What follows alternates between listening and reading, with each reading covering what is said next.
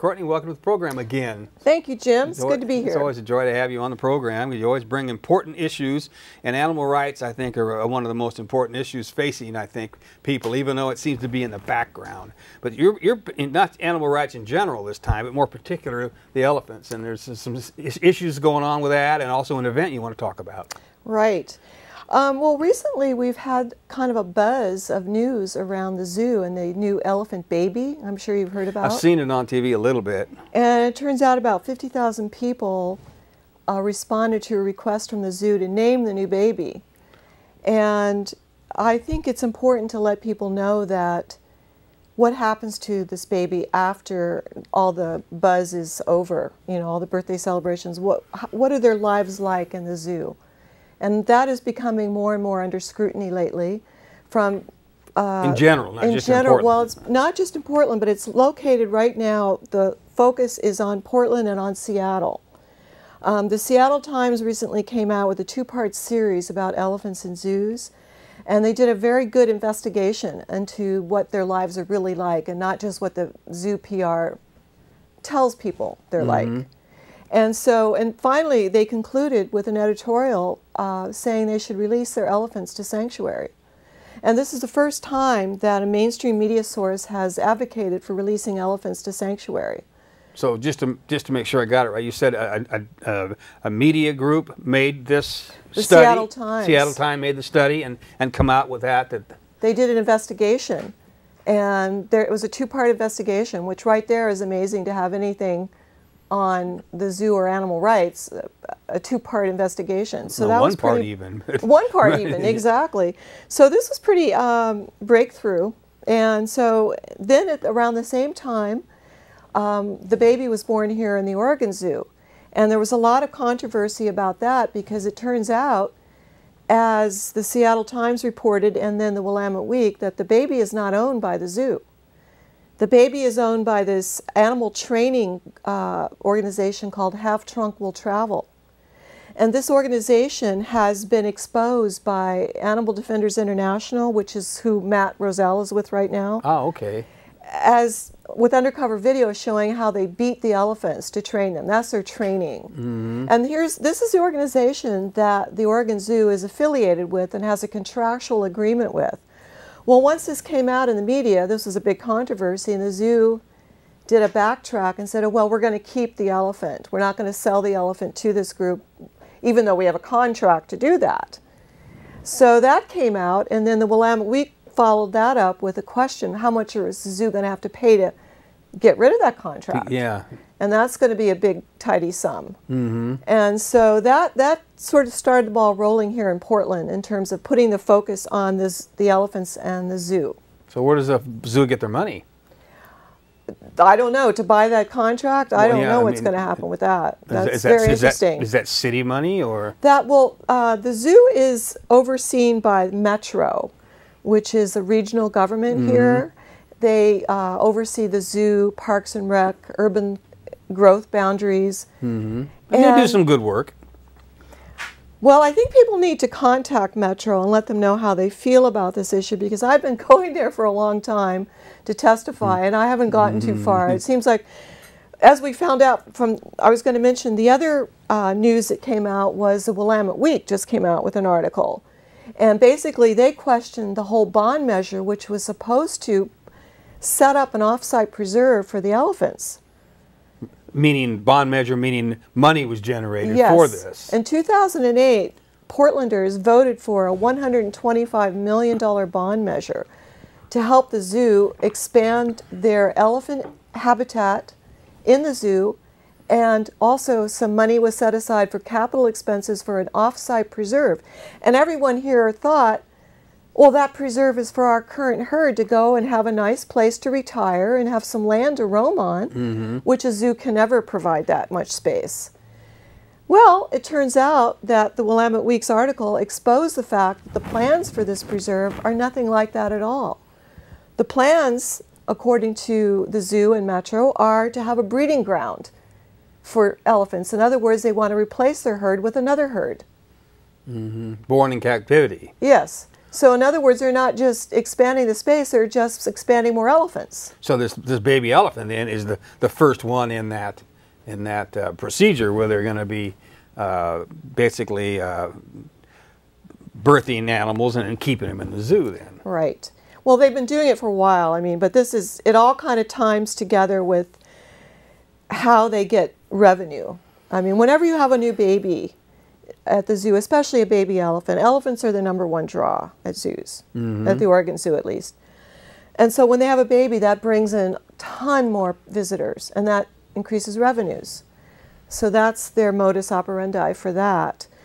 But the facts are that the zoo cannot provide the space or the kind of environment that any elephant can thrive in. How many elephants are at the zoo? Right now they have 8. Got 8. They have 8 elephants on a little more than 1 acre. And in the wild, how many? In the wild they have, you know, square miles, probably. Miles and miles. And a sanctuary will provide maybe 2,000 acres, for instance. Big difference. But that would be a lot better. And as you can see online, if you go to PAWS, P-A-W-S, Sanctuary in Northern California, or the Elephant Sanctuary in Tennessee, there's online videos. 24/7 cams are set up there on those preserves. Wow, yeah. And you can watch the elephants, how they actually behave in the wild, as close to wild as we can get here. And they're so much different. That's where you can see how a real elephant behaves, not how they behave in the zoo. There's a pronounced difference. And that's what I want people to see, because you go to a zoo and you'll see an elephant standing there staring out through the bars, and you think, well, that's what an elephant does, you know. Well, they don't. They actually run, and they actually play, and they actually bellow, and they actually communicate and touch each other quite a bit. They're very social. Bellow with joy. They probably have experienced any joy. They swim in the rivers. They just have a tremendously different life. And they play, I'll bet. They play a lot. So they really have a very constricted life, and I don't think most people really realize what that's all about. Well, so I think that's what I'm trying to make them aware of. One of the last times you came on, I think you talked about, well, you know, people are supposed to use their bodies and they don't. And we have all kinds of issues with our bodies because we don't exercise, we don't use our bodies. And why wouldn't it be the same with an elephant, especially something that weighs so much? And I understand that it really causes a lot of problems with their feet. Oh, absolutely. In fact, I don't know the exact percentage, but a majority, I believe, of zoo elephants do develop foot disease. And many of them die from foot rot in their early 30s or even younger, in their 20s. Maybe it's just blood circulation because they're not moving around? Well, that's part of it. The other part of it is that they're standing on ground that's become compacted. You see, they're in such a small space, and there's like, even if there was only 3 of them, we have 8. But even 3, let's say in the Los Angeles Zoo, they have 3. The ground becomes so compacted after they walk on it all day, they weigh 5,000 to 7,000 pounds. And the ground gets hardened, and that just is like walking on concrete. And then their weight, their sheer weight, should leave a footprint. If the ground was actually malleable, but it doesn't. It doesn't even leave a footprint. So their foot takes up that slack. There. Yeah, it's just, what happens is they die from these foot rot diseases. What happens is the bones actually go through the bottom of their feet because they're just standing there all day. And they just have nowhere to really go. And people, and I hate to say this about the former zoo director, but he told me that the elephants are couch potatoes. And if you look, like I say, if you look online and look at videos of the elephants in sanctuaries or in the wild, they're not couch potatoes. The problem is, the reason he says that is when you watch an elephant in a zoo, they don't do anything. Well, why would they? They can look right across their yard and see the same thing they've seen there every day of their life for 50 years. And will be for the next. In Packy's case. What is he going to do? Go over there and see it again? I mean, a dog would get bored in the space that these elephants have at the Oregon Zoo. Just because it's a bigger cage than a monkey in a small cage doesn't mean it's not a cage. Exactly. And it doesn't mean it's not depressing. And they are extremely depressed. And the other thing, I think people who go to the zoo, I request you to stand there and look. I notice a lot of people see the elephants and they just stay there for a few minutes and they move on. Stand there and look and see what they do. Eventually they'll start bobbing their heads back and forth, back and forth. And that's stereotypical behavior that's caused, according to elephant experts, as it's extreme stress. They're very depressed and they're very sad. They don't know what else to do with themselves. And that head movement not only is a sign of depression, but it actually creates problems for them in their neck and shoulders where they become arthritic from that constant repetitive movement. It's kind of like a person at a typewriter all day, I would think. That's, I don't know what you call that. When you get carpal tunnel and different things, right? Well, it's similar in that that's all they're doing. And then the other thing they do is they kind of pace back and forth. And if you've ever seen an animal pace, you know that's not a happy animal. Have you ever seen your dog pace? You know they're not happy. Or they spin around chasing their tails. Yeah. That's not a happy behavior. It's all neurotic behavior. So they're very neurotic, and this is why we voted for this preserve. And so I think the fact that this is coming out now, people are starting to question it. And we just need to keep that momentum going. And that's why we're having this event tomorrow, Saturday, December 15th, from noon to 2 p.m. at the Oregon Zoo. Is that what your clip is about? That's what the clip is about. Let's play that clip here, and we'll move on from there. If they've got the clip, we'll see. It should be in the DVD player. I think they had it on the DVD player here, so there we go. Over 50,000 people voted to give baby Lily her new name. As always, with new babies, zoo attendance will increase dramatically, and for a few weeks, lots of zoo visitors will ooh and ah over the new addition to the herd of now 8 elephants. But I wonder if after all the birthday celebrations are over, people will think about how Lily spends her days. Lucky for her, she will be with her mother and the rest of the female herd, but she will still be confined to a small yard or indoor barn, and she will never experience the freedom to roam and play like every elephant would like to do. Back in 1962, Packy was a new baby himself. Here is how he spends his time today, how he spent it yesterday, and how he will spend every day for the rest of his life, unless the zoo releases him to a preserve or sanctuary. Child, child, when I look into your eyes, I know I choose the water over wine. Child, child, when I look into your eyes, strange sensation of watching myself die.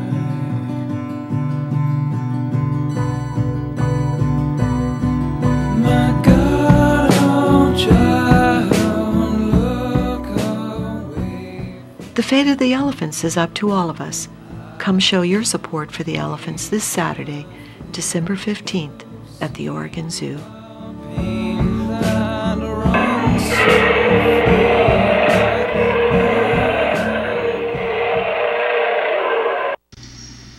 Over 50,000 people voted to give baby Lily. The video. It goes on from there. It looks like it just looped there is what it did. It probably did. That's something.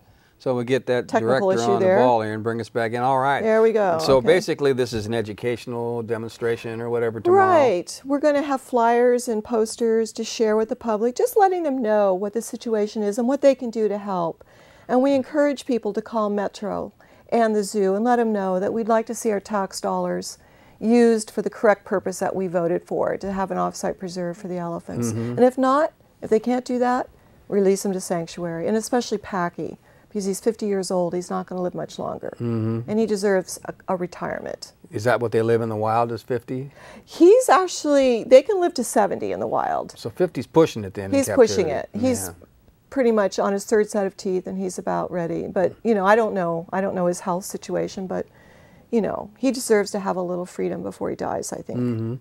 And they all deserve to be out of there. Oh, yeah. I mean, if we have wildlife safaris where people can drive through and look at animals, why can't they do something like that with the? They can. But they can't reap the benefits as much with the daily visitation fees that come up. Right, right. I would suspect that. Oh, it has a lot to do with money. There's no doubt about that. Follow the money. But, you know, if we say we're a progressive city and we care about animals, I think we should, you know, take some action and do the right thing for the elephants. Sure. All animals are important, but there's certain animals, you know, that seem to have more sensitivity than others. And elephants, dolphins, you know, whales, they all seem to have their own language, they have their own culture.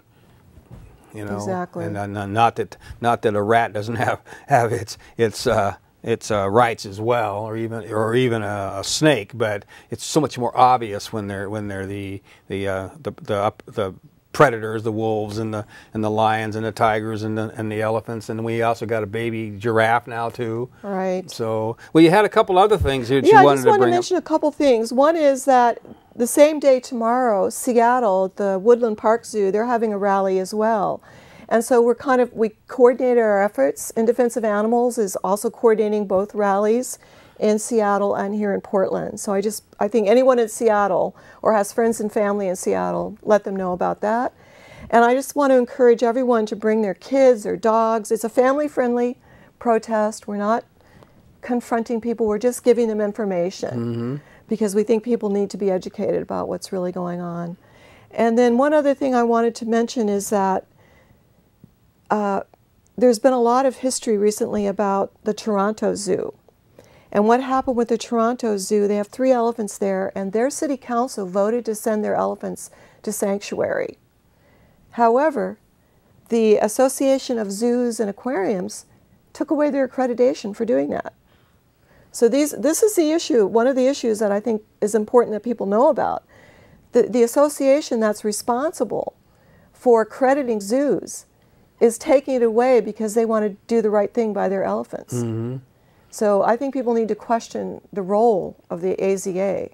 So you would look, how would you find out about that? Go to Toronto Zoo? Toronto Zoo elephants, you can Google that. And you had mentioned you wanted me to remind people how they can see elephants behave like elephants. In the wild, right. There's 2 ways, there's a lot of ways, but I'm going to suggest 2. One is PAWS, P-A-W-S.